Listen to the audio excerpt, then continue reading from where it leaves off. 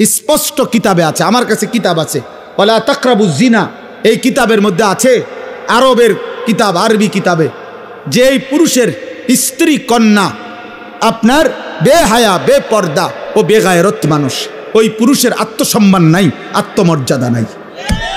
বিশ্বাস কর, এটাই ইসলামের কথা। আত্মসম্ভ্রমহীন, বেগায়রত, আত্মমর্যাদাহীন, প্রেস্টিজ কনসার্নড নাই, আত্মসম্মান নাই, আত্মমর্যাদা কম, গায়রত কম, আত্মসম্মান। অথচ যুগ যুগ ধরে পুরুষের স্বভাবের মধ্যে এটা ছিল। ইদানিংকালে আইসা আমরা বেশি বেহায়া হয়ে গেছি। নয়তো এই পৃথিবীর ইতিহাসে এটা যে মানুষ তার মাহারাম, মানুষ তার স্ত্রী, কন্যা, মা, বোন, তাদের ইজ্জত, তাদের সতীত্ব, তাদের সম্ভ্রম, তাদের পর্দা, তাদের আব্রুর হেফাজতের জন্য পৃথিবীতে হাজারো পুরুষ জীবন দিছে, জান দিছে, কিন্তু ঘরের মাহারামের, ঘরের অন্দর মহলের নারীর ইজ্জত সম্মান বাইরে বিক্রি হতে দেয় নাই। এটা পৃথিবীর ইতিহাস।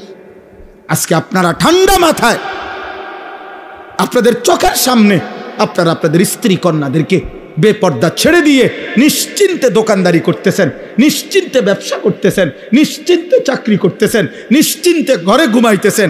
আহা মুসলমান, 16 বছরের মেয়েটা 1 ঘন্টা দৈরা সাইজা ওই যে বাইরে গেল, কার হাতে ছেড়ে দিলেন? ওরে কোথায় পাঠালেন? ওর লগে ওর মাহারাম কই? হায় হায়, ওরে কার হাতে ছেড়ে দিলেন? আপনি ঘুমাইলেন কেমনে বাপ? 16 বছরের যুবতী মেয়ে বাইরে যার ঘরে আপনি কেমনে ঘুমাইলেন? আপনি দোকানদারি করেন কেমনে?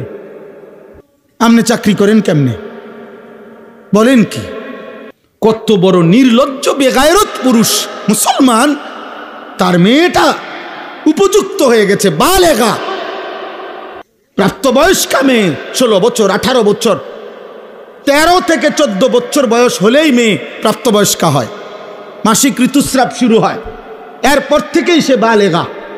এমন মেয়ে 15, 16, 14 বছর, 16 বছর, এই মেয়ে স্কুলের গাড়িতে কইরা ছেলে মেয়ে একসাথে কইরা কক্সবাজার যায়, রাতের 9টায় গাড়ি ছাড়ে, সকাল 9টায় কক্সবাজার পৌঁছে।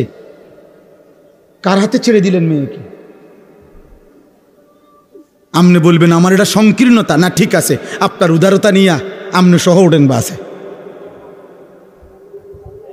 আপনি বলবেন হুজুরদের মধ্যে বেশি সংকীর্ণতা, হুজুরদের অন্তর খারাপ, না আপনার অন্তর একবার ফক ফকা, হ্যাঁ করে ভাইসা গেছে আলো।